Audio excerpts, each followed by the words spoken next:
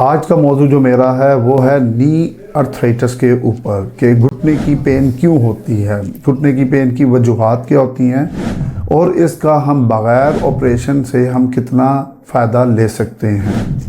नी एक जोड़ है जो दो हड्डियों पे मुश्तमिल है और इसके आगे एक हड्डी होती है जिसको हम पटिल्ला कहते हैं। ये तीन हड्डियों से बन के एक जोड़ बनता है और इस जोड़ को आम ज़ुबान में दरवाजे की तरह का जोड़ कहा जाता है, जिसको हम कहते हैं डोर लाइक जॉइंट।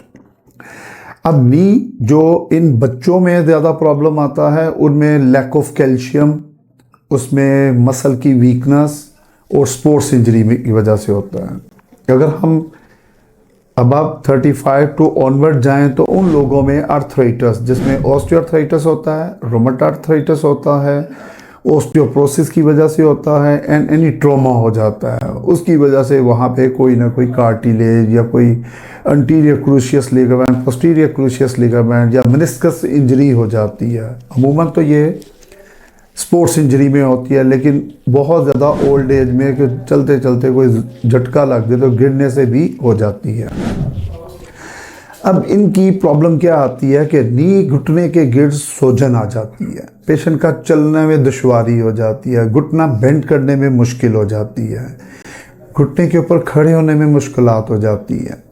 अब हम 5वें पॉइंट के अगर हम आते हैं तो इसका इलाज क्या है और इससे बचा कैसे जा सकता है।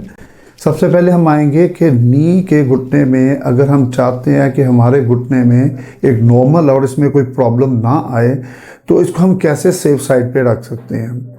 एक तो सबसे पहले जो आपने ज़मीन से बैठ के उठना है उसका एक एंगल होता है, उस एंगल पे उठना चाहिए। जब अगर आप 35 से 40 साल की उम्र में चले जाते हैं तो आपको ज़मीन पे बैठना उठना थोड़ा कम करना चाहिए। फिर आपने वेट लिफ्ट करना है तो घुटने बिल्कुल सीधा करके नहीं करना चाहिए, घुटनों को थोड़ा खम देना चाहिए। हमें अपनी वॉक के साथ, जब हम वॉक करते हैं खास तौर पे ट्रेडमिल के ऊपर, तो उस वक्त हमारे नी जॉइंट के ऊपर स्ट्रेस ज़्यादा पड़ता है, इसीलिए स्पोर्ट्स लोगों में ज़्यादा नी का प्रॉब्लम नेक्स्ट लाइफ में ज़्यादा आ जाता है, क्योंकि उन्होंने बहुत ज़्यादा वेट बियर किया होता है नी जॉइंट्स के ऊपर। जब भी अगर आप अव्वल तो ट्रेडमिल यंग एज में बिल्कुल नहीं चलाना चाहिए। ट्रेडमिल हमेशा होता है ज़रा ओल्ड एज में जाके जिनको थोड़ी आपने मूवमेंट देनी है। यंग एज में जाना तो आपको ब्रिस्क वॉक करनी चाहिए और अपने नी को थोड़ा बेंड रख के चलना चाहिए, ना कि पूरा स्ट्रेस देना चाहिए नी जॉइंट के ऊपर। फिर नंबर 2 आ जाती है कार्बोहाइड्रेट्स। जो हम बहुत ज़्यादा चावल खाने वाले लोग होते हैं, बहुत ज़्यादा गोश्त खाने वाले लोग होते हैं, तो उनके अंदर भी जोड़ों का मर्ज़ और ख़ास तौर पे घुटने का मर्ज़ ज़्यादा डेवलप होता है। इन मेल साइड पे चले जाएं तो उन लोगों को बहुत ज़्यादा प्रॉब्लम होता है जो स्मोकर्स होते हैं, जो सिगरेट बहुत पीते हैं, जो ड्रिंक बहुत ज़्यादा करते हैं या बहुत ज़्यादा एक्सरसाइजेस करते हैं, उनको भी इसमें इतदाल करना चाहिए और स्मोकिंग बंद कर देनी चाहिए, ड्रिंक बंद कर देनी चाहिए उस वजह से, क्योंकि आपका अमूमन यूरिक एसिड ज़्यादा होता है। अब इसके अलावा अगर ये सारी चीज़ें किसी की नहीं है और घुटनों में उसको पेन हो रहा तो उसका सबसे बड़ा जो है वो है आपकी कैल्शियम की कमी। हम धूप नहीं लेते, हम सब्जियां नहीं खाते, हम जंक फूड्स बहुत ज़्यादा यूज़ करते हैं, कोल्ड ड्रिंक्स बहुत ज़्यादा यूज़ करते हैं, उसकी वजह से हमारे पट्ठों में कमज़ोरी होती है, हड्डियों में कैल्शियम कम हो जाता है। इसीलिए अब आप देखें अब जो इस वक्त है यंग एज में ज़्यादा अर्थराइटिस डेवलप हो रहा है, क्योंकि जंक फूड्स का इस्तेमाल बहुत ज़्यादा हो रहा है। अब इन सारी चीज़ों से बचने के लिए हमें घुटने की एक्सरसाइज करनी चाहिए।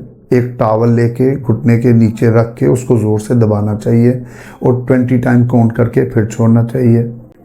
फिर नंबर 2, अपने पाँव को बिल्कुल स्ट्रेच करके टांग को बिल्कुल सीधा करना चाहिए, उसको 20 सेकंड होल्ड करना चाहिए। उससे भी आपके जो मसल थाई के होते हैं वो स्ट्रॉन्ग हो जाते हैं।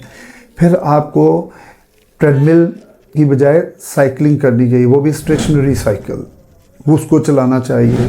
फिर क्वाड्रिसेप्स एक मूवमेंट होती है, क्वाड चेयर होती है जिसके ऊपर वेट लगा के आपने लिफ्ट करना होता है नी जॉइंट को, उसको करना चाहिए। उसके बाद मैं आपको एक बात बता दूं कि ज़रूरी नहीं होता कि हर चीज़ का इलाज ऑपरेशन है। कई लोग ऐसे होते हैं जिनमें लिगामेंट की इंजरी हो जाती है या मेनिस्कस की इंजरी हो जाती है। अब मेनिस्कस की इंजरी ग्रेड 5 तक होती है और लिगामेंट की भी। अगर तो आपका नी जॉइंट ACL इंजरी या PCL इंजरी या मेनिस्कस इंजरी में ग्रेड 1 एंड 2 का टीयर है या इवन 3 का टीयर है, तो ये विदाउट ऑपरेशन रिकवरेबल है, ये रिकवर कर जाता है।